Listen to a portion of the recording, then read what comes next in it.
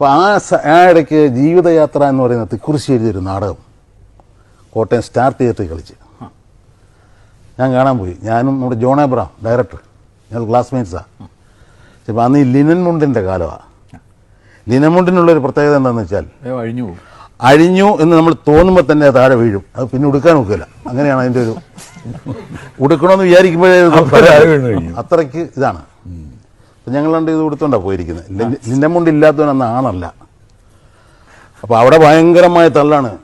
തള്ളി തിയേറ്ററിൽ കയറി വിട്ടിരുന്നത്. അപ്പം ഇദ്ദേഹമൊക്കെ അഭിനയിക്കുന്നുണ്ട്. മിസ് കുമാരിയുണ്ട്, പ്രേം നസീറുണ്ട്, ജോസ് പ്രകാശ്, ഇവരെല്ലാം അഭിനയിക്കുന്നുണ്ട്. തിക്കുറിശ്ശിയുണ്ട്. സിനിമാ താരങ്ങളുടെ നാടകമാണ്. അതെ. അപ്പോൾ അതുകൊണ്ടാണ് ഈ കാണാൻ പോയത്. ഭയങ്കര തള്ളുവാണ്. അപ്പോൾ അവിടെ ഈ മെയിൻ ഗേറ്റ്, റോഡിനോട് നമ്മൾ കയറുന്ന മെയിൻ ഗേറ്റിൻ്റെ അവിടെ കിടന്ന് തള്ളി പിടിച്ച് അകത്ത് കയറി ഒരു പ്രകാരത്തിൽ ഇരുന്ന് കഴിഞ്ഞപ്പോൾ ഒരു അനൗൺസ്മെൻറ്റ് വരുന്നു. 2 ലിനൻ മുണ്ട് ഇവിടെ കിട്ടിയിട്ടുണ്ട്. ഉടമസ്ഥൻ ആരാന്ന് വെച്ചാൽ അടയാള സഹിതം വന്നാൽ തരാവുന്നു. അപ്പം ഞങ്ങൾ നോക്കുമ്പോൾ പലരും ലിനൻ മുണ്ട് കൊടുത്തിട്ടുണ്ടേ. ഞങ്ങൾ നോക്കുമ്പോൾ ഞങ്ങളുടെയാണ്. അപ്പം ഇതെങ്ങനെ പോയി മേടിക്കും? അണ്ടർവെയർ മാത്രമേ ഉള്ളൂ, ഷർട്ടും. അല്ല, അടയാള സഹിതം ഇങ്ങനെ ചെന്നാൽ പോരെ, അവർക്ക് കിട്ടുമല്ലോ മുണ്ട്. അല്ല, പലരും ലിനമുണ്ട് കൊടുക്കാത്തവനാണല്ലെന്ന്. അപ്പോൾ എന്നോട് ജോൺ ചോദിച്ചു എങ്ങനെ പോടാ. ഞാൻ പറഞ്ഞു ഞാൻ അടുത്തിരിക്കുന്ന ആളോട് ചോദിക്കാം. അടുത്തിരിക്കുന്ന ഒരാളോട് ചോദിച്ചു, ചേട്ടാ മുണ്ടും തരാമോ, ഞങ്ങളുടെയാണ് മുണ്ട് അവിടെ കെട്ടിയിരിക്കുന്നത്. ഉടനെ അയാൾ ചൂടായി, മുണ്ട് തരാമോ? അതങ്ങനെ തരാൻ പറ്റും മുണ്ട്? ഇനി ഉടുക്കണ്ടേ? അല്ല ചേട്ടനിപ്പോൾ ഇരിക്കല്ലേ ഇവിടെ, അണ്ടർവെയർ ഉണ്ടല്ലോ. ഇല്ല.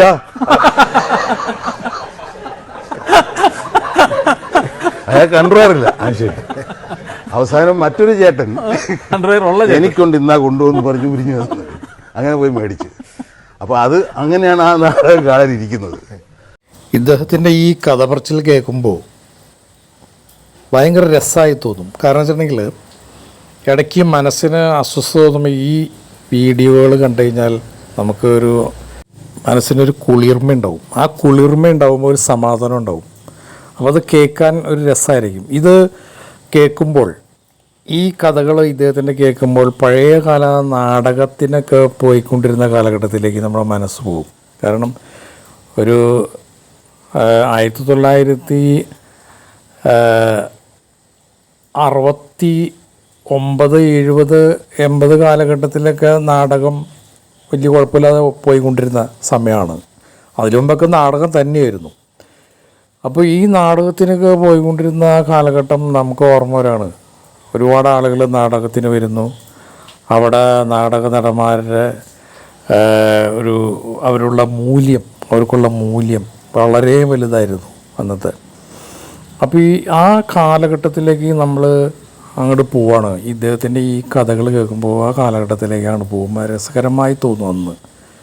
അന്ന് ഇത്രയും സജ്ജീകരണങ്ങളില്ലെങ്കിൽ നമുക്ക് ആ കാലഘട്ടം ഒരു രസകരമായിട്ടാണ് നമുക്ക് മനസ്സിൽ തോന്നുന്നത്. നല്ല കാലഘട്ടമായിരുന്നു എന്നൊക്കെ തോന്നും. അതിന് ഈ വീഡിയോ കാണുമ്പോൾ നമുക്ക് ഓർമ്മകളിലേക്ക് വരാൻ വേണ്ടി ഈ വീഡിയോ നമ്മളെ സഹായിക്കുകയും ഇത് കേൾക്കുമ്പോൾ തന്നെ ഒരു ചിരിക്കാൻ തോന്നില്ല നമുക്ക്. ഒരു മുണ്ടിൻ്റെ കഥയാണല്ലോ അദ്ദേഹം പറഞ്ഞത്. അപ്പോൾ ഇതൊക്കെ കേൾക്കുമ്പോൾ വളരെ രസകരമായിട്ട് ജോസ് പ്രകാശും അതുപോലെ തിലകൻ ചേട്ടനൊക്കെ ഇരുന്ന് സംസാരിക്കുകയും പുതിയ കാലഘട്ടത്തിലെ എന്ന് പറയുമ്പോൾ ഇപ്പോൾ ഒരു മധ്യം കാലഘട്ടത്തിലെ സിദ്ദിഖ് അതിരുന്ന് രസകരമായി കേൾക്കുകയും ചെയ്യുന്നൊരു ഇത്. ഞാൻ ഈ ജോസ് പ്രകാശ് സാറ്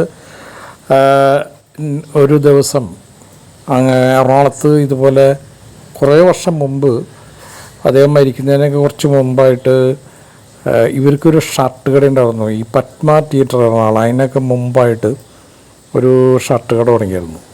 അധിക നാളായിട്ടില്ല അവർ തുടങ്ങിയിട്ട് അന്ന്. അങ്ങനെ ഈ ഷർട്ട് കടയിൽ പോയി ഞാനൊരു ഷർട്ട് എടുത്തു കഴിഞ്ഞപ്പോൾ ഈ അവിടെ ക്യാഷിലിരിക്കുന്ന ജോസ് പ്രകാശ് സാറാണ്. അപ്പോൾ പുള്ളിക്കാരൻ ഈ ഇപ്പോൾ ഇരിക്കുന്ന ഈ ഫോട്ടോയിൽ കാണുന്ന ആ ലുക്കിലാണ് പുള്ളിയുടെ അന്നത്തെ ലുക്ക്. അതായത് ആ എത്ര വയസ്സായിട്ടുണ്ട് പുള്ളി. അപ്പോൾ അങ്ങനെ പുള്ളിയുടെ അടുത്ത് ഞാൻ ചോദിച്ചു, സാറിപ്പോൾ സിനിമയൊന്നും ഇല്ലേ എന്ന് ചോദിച്ചപ്പോൾ അദ്ദേഹം പറഞ്ഞു, ഇപ്പം എന്നെ ആരും വിളിക്കുന്നില്ല എന്നുള്ള രീതിയിൽ പുള്ളിയുടെ ആ ഒരു ശൈലിയിൽ പുള്ളി പറയാണ്. ഇപ്പം എന്നെ ആർക്കും വേണ്ട എന്നുള്ള രീതിയിലുള്ളൊരു കാര്യം പുള്ളി പറഞ്ഞു. അപ്പോൾ ഞാൻ കുറച്ച് കാര്യങ്ങളും പുള്ളിയോട് സംസാരിച്ച് ക്യാഷൊക്കെ കൊടുത്ത് കയ്യെ കൊടുത്ത് സന്തോഷമായിട്ട് പിരിഞ്ഞു. അപ്പോൾ ജോസ് പ്രകാശ് സാറിന് ആദ്യമായിട്ട് അവിടെ ചെന്ന് കാണുന്നത്, ആദ്യമായിട്ടും അവസാനമായിട്ടും അവിടെ വെച്ചാണ് കണ്ടത്. പിന്നെ കണ്ടിട്ടില്ല, അദ്ദേഹത്തിന് നേരിട്ട് കാണാൻ പറ്റിയിട്ടില്ല. പിന്നെ അപ്പോൾ ഇദ്ദേഹത്തിൻ്റെയൊക്കെ കാലഘട്ടം എന്ന് പറയുമ്പോൾ വലിയ ഈ സിനിമയിൽ അഭിനയിക്കുന്ന ആളുകൾക്കൊക്കെ വളരെ മൂല്യം ഉണ്ടായിരുന്നൊരു കാലഘട്ടമായിരുന്നു. അവരുടെ പരസ്പരമായ സ്നേഹങ്ങളും ഒക്കെ ഇന്നത്തെ മാതിരിയുള്ള ഒരുപാട് കുതികാൽ വെട്ടൽ എന്ന് പറയുന്ന രീതിയിലുള്ള കാര്യങ്ങളൊന്നും ഉണ്ടായില്ല. ഇവരൊരു കുടുംബം പോലെയായിരുന്നു എന്നുള്ളതാണ് ഇവരിൽ നിന്ന് നമുക്ക് മനസ്സിലാക്കാൻ കഴിയുന്നത്. അപ്പോൾ ഈ വീഡിയോ നല്ല രസം ഇടയ്ക്ക് കാണാൻ.